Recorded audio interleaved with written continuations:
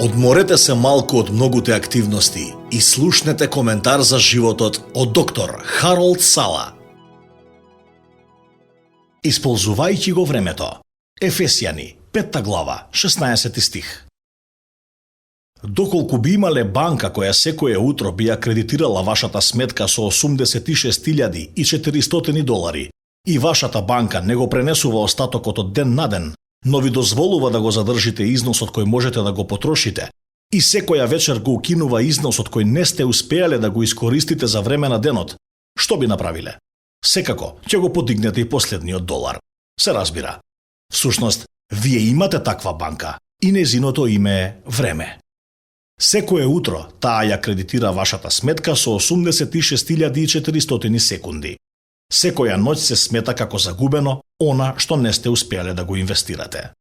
Банката на времето не пренесува никаков остаток од ден на ден до другиот и не дозволува пречекорувања. Ако не успеете да го искористите депозитот на денот, загубата е ваша. Нема враќање назад. Нема црпење од сметката од она што е наменето за утрешниот ден. Дали е за чудење што грчкиот филозоф Теофраст извикал: времето е највредното нешто што човекот може да го потроши. Сепак, толку често денот веќе поминал, а ние не сме успеале да го искористиме добро. Има многу нееднаквости во животот. Не се раѓаат две лица со еднакви можности за успех. Сепак, секој човек е еднаков кога станува збор за имање само 60 минути во секој час. Ништо повеќе и ништо помалку. Најчесто проблемот не се состои во тоа дека немаме доволно време. Шансите се дека ние не успеваме мудро да го искористиме времето што го имаме. Пред многу години апостол Павле им пишувал на група верници од античкиот град Ефес. Тој им дал доста трезвен совет кога напишал: исползувајќи го времето, затоа што дните се зли. Ефесјани, 5 глава, 16 стих. Всушност тој вели: исползувајте го времето што го имате, бидејќи деновите се зли, а времето е кратко. И најдолгиот живот е краток, па ако сте сериозни во искористувањето на вашето време во најдобрата полза, би било добро да го насочите вашиот ум кон одлуката дека ќе направите нешто и дека ќе го направите сега. Првото упатство за мудро користење на вашето време е да запомните дека денес е најважниот ден од вашиот живот. Ако живеете во минатото, нема надеж за иднината. Ако живеете во иднината, не постои надеж за сегашноста. Утрешниот ден можеби никогаш нема да дојде.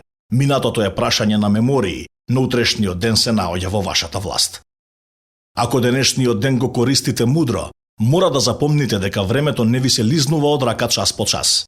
Тоа прокапува низ прстите секунда по секунда. Бидете свесни дека секоја секунда е важна. Неколку минути тука и таму се акумулираат во часови. Ако сакате да ги искористите предностите од тие минути, ќе мора да се потрудите за да го сторите тоа. Пронаоѓачот Томас Едисон ги искористил тие неколку драгоцени моменти што ги имал помеѓу продажбата на документи во железничка кола. Тој поставил лабораторија во колата за багаж. Во периодот меѓу продавањето на весници и сендвичи, тој ги спроведувал неговите експерименти. Вилијам Федер дал трезвен совет кога напишал: премногу од нас чекаат за да ги направат работите совршено, и резултатот е тоа дека не правиме ништо.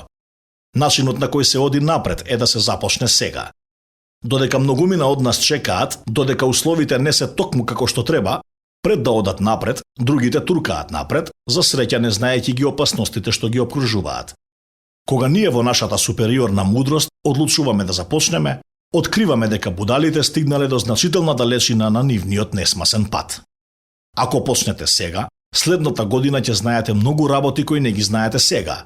Работи кои се уште нема да ги знаете следната година, ако уште чекате.